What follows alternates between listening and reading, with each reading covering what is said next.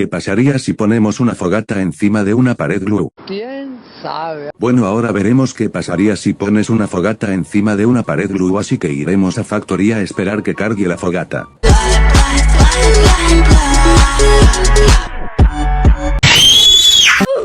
Bueno, aquí vamos a esperar que cargue la fogata.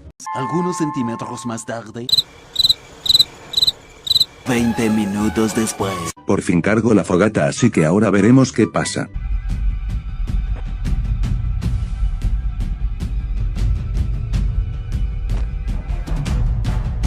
Antes de comenzar, ¿me podrías seguir, por favor? Te lo agradecería mucho. Bueno, sigamos.